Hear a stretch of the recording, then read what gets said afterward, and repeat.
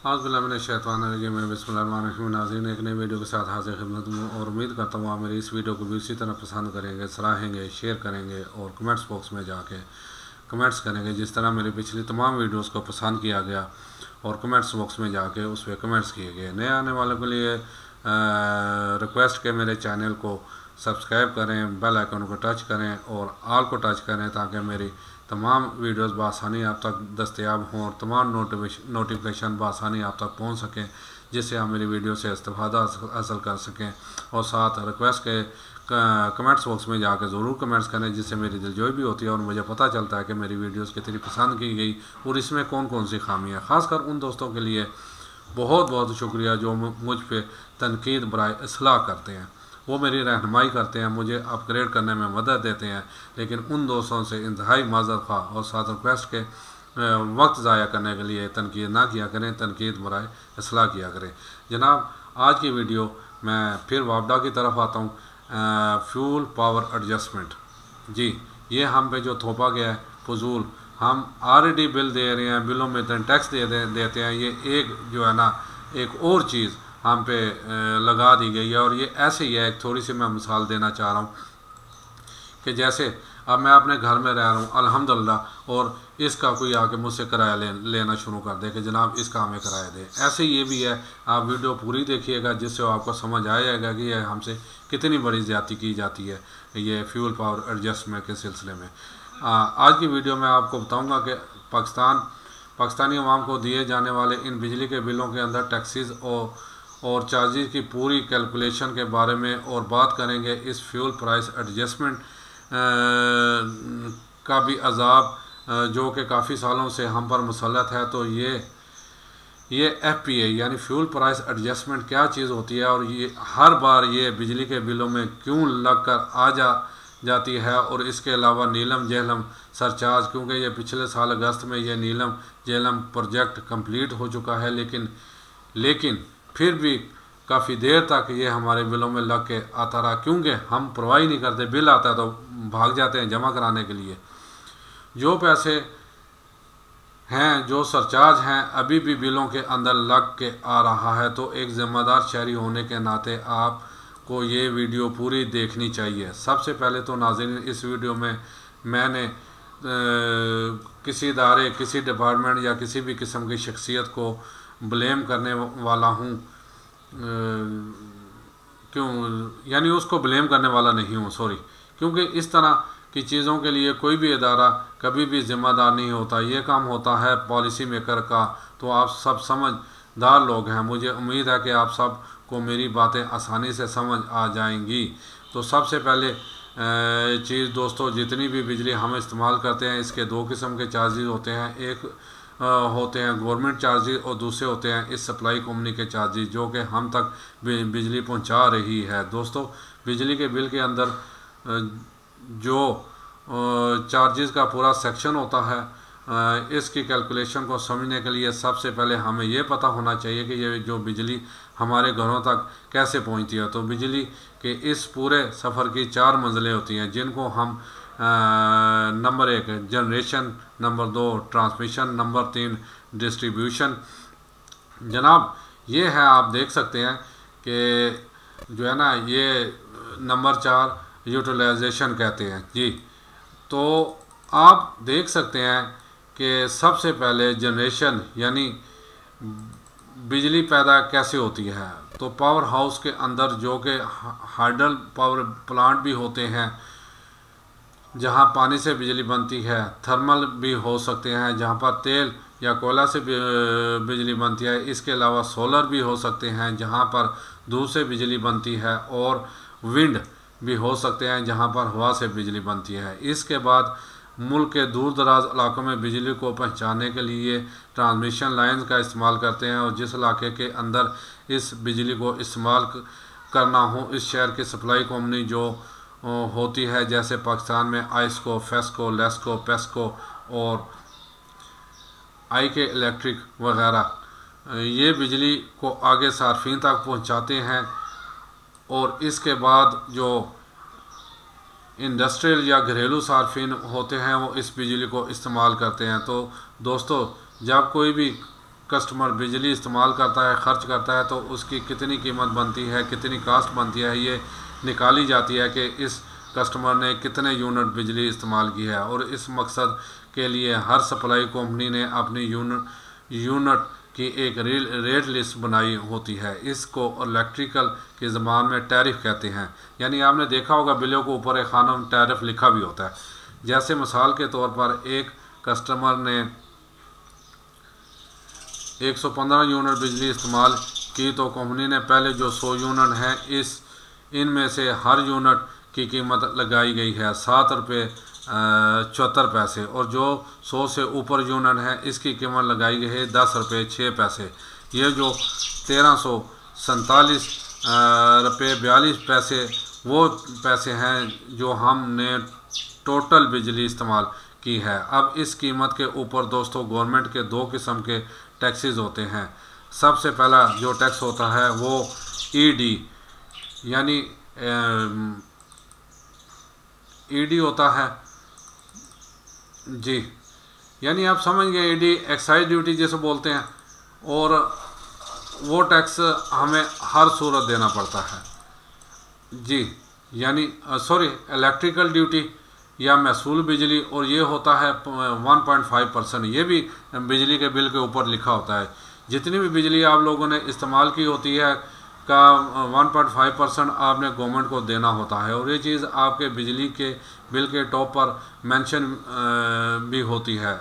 अगर आप बिल को चेक करें तो आपको ईडी नज़र आ जाएगी। इसके बाद टेलीविज़न फ़ीस 35 रुपये जो कि सरासर नाजायज़ है। इसके बाद बारी आ जाती है जनरल सेल्स टैक्स की, और ये होता है तकरीबन टोटल कास्ट पर 17% या 18%। हमने 1347 रुपये 42 पैसे टोटल बिजली इस्तेमाल की, तो इस पर जनरल से टैक्स 282 रुपये बना। ये तो हो गए दोस्तों वो चार्जेस जो हमने हर हाल में देने ही होते हैं। अब आगे सबसे ख़तरनाक चीज़, और वो है फ्यूल प्राइस एडजस्टमेंट टैक्स, जिसको हम FPA भी कहते हैं। इसको थोड़ा सा आपने गौर से और ध्यान से समझना है। सबसे पहले चीज़ ये बच्चे को पता होगा, फ्यूल का मतलब होता है ईंधन। वो चीज़ जिससे आप बिजली बना रहे हैं। यानी अगर आप हाइडल पावर प्लांट से बिजली ले रहे हैं तो आपका फ्यूल हो गया पानी। अगर आप सोलर से ले रहे हैं तो आपका फ्यूल हो गया धूप। अगर आप तेल से बिजली बना रहे हैं तो आपका फ्यूल हो गया तेल। अगर आप कोयले से बिजली बना रहे हैं तो आपका फ्यूल हो गया कोयला। आप अगर किसी भी आदमी से ये सवाल करें कि सस्ती बिजली कैसे बन सकती है, तो वो कहेगा कि जितना सस्ता फ्यूल होगा उतनी सस्ती बिजली बनेगी, और जितना फ्यूल महंगा होगा उतनी बिजली महंगी होगी।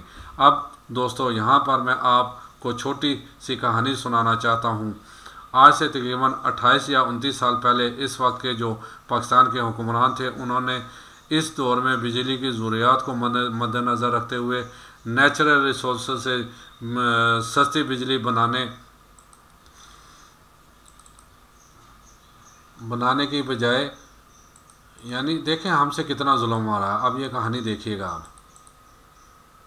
कुछ प्राइवेट कंपनीज़ को हायर किया, या फिर आप यूँ कह सकते हैं कि उनको लॉन्च किया कि वो बिजली बनाएं और इसके बाद गवर्नमेंट को सेल करें, और गवर्नमेंट इनको पैसे अदा करेगी। इन प्राइवेट कंपनीज़ को हम कहते हैं IPPs यानी इंडिपेंडेंट पावर प्रोड्यूसर्स, जो कि तकरीबन 42 के करीब हैं। और ये पाकिस्तानी IPPs दुनिया की वाहिद मखलूक हैं जो कि दुनिया के महंगे तरीन आइटम क्रूड ऑयल से बिजली बनाते हैं। वो तेल जो कि ज़मीन से निकलता है, इससे बिजली बना रहे हैं।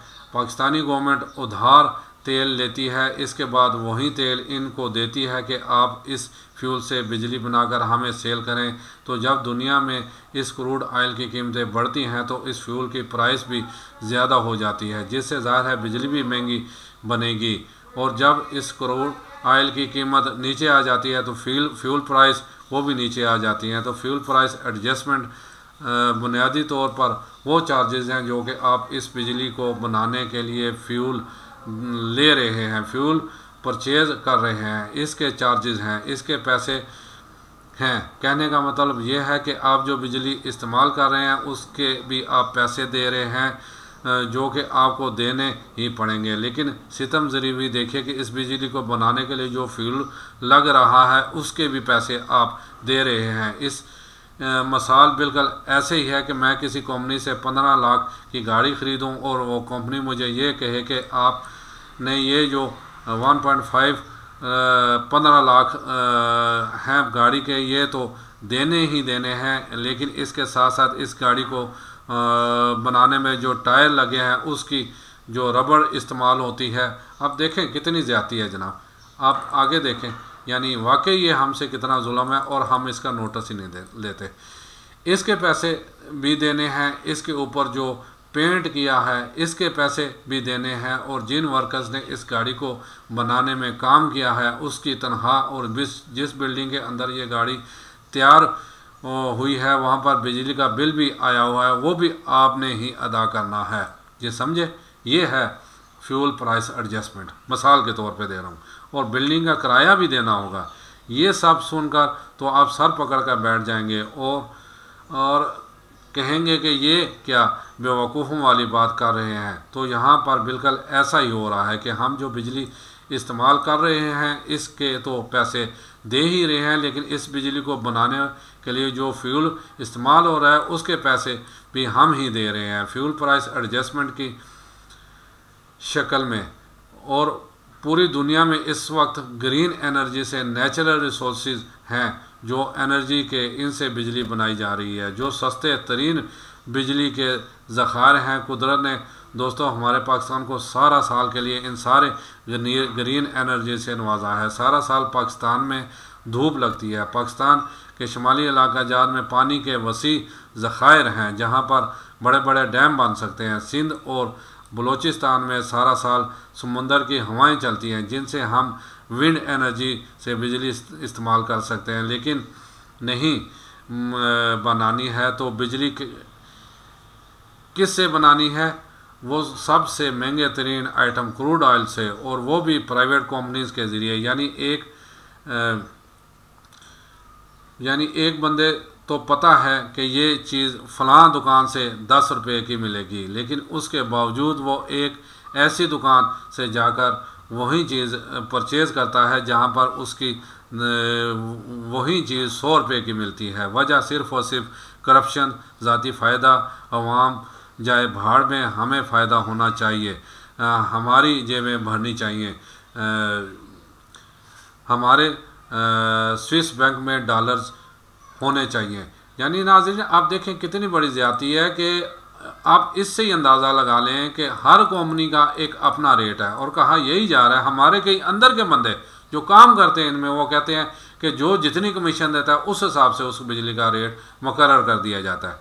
जी, जिन लोगों ने सिर्फ़ और सिर्फ अपने ज़ाती फ़ायदे के लिए पाकिस्तान के ऊपर इन IPPs नामी अजाब को मुसल्लत किया, जो कि दुनिया की सबसे महंगी तरीन बिजली बना रहे हैं, इनको आज नहीं तो कल, इस दुनिया में नहीं तो आखिरत में इस चीज़ का जवाब और हिसाब लाजमी देना पड़ेगा। और एक और मज़े की बात यहाँ पर आपको देखने को मिलेगी कि इस फ्यूल प्राइस एडजस्टमेंट की कीमत के साथ साथ इसके ऊपर अलग से GST है, और फिर उसकी अपनी इलेक्ट्रिसिटी ड्यूटी है जो ED यहाँ पर है, वो भी यहाँ पर ऐड होती रहेगी जब तक इन महंगी बिजली बनाने वाले IPPs, इन प्राइवेट बिजली बनाने वाले IPPs से पाकिस्तान की जान नहीं छूटेगी, तब तक ये फ्यूल प्राइस एडजस्टमेंट नामी अजाब हम पर मुसल्लत रहेगा।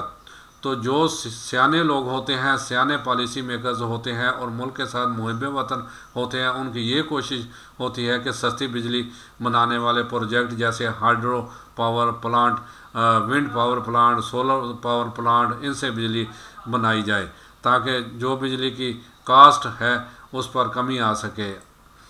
अब इसके बाद आ जाएं दोस्तों एक और मज़े की चीज़ के ऊपर जिसका नाम है नीलम जहलम सरचार्ज। नीलम जहलम हाइड्रो प्रोजेक्ट दोस्तों पाकिस्तान का वो वाहिद हाइड्रो प्रोजेक्ट है जो कि रन ऑफ रिवर प्लांट है। Run of river hydro plant वो सतून है जिसके ऊपर कोई डैम बनाने की ज़रूरत नहीं होती, ये पानी को स्टोर करने की ज़रूरत नहीं होती, बस एक चलते हुए दरिया के ऊपर ही आप एक टरबाइन लगाकर इसके प्रेशर से बिजली बनाते हैं। तो ये जो नीलम झेलम प्रोजेक्ट है आज़ाद कश्मीर मुजफ्फराबाद के अंदर दरिया के ऊपर लगाया गया है। इसकी टोटल कैपेसिटी जो है वो है 969 MW। अभी भी आप गूगल पर सर्च करेंगे तो नीलम झेलम सरचार्ज के बारे में आपको यही देखने को मिलेगा। This is the government strategy. जी आप चलें जी आगे देखें क्या होता है।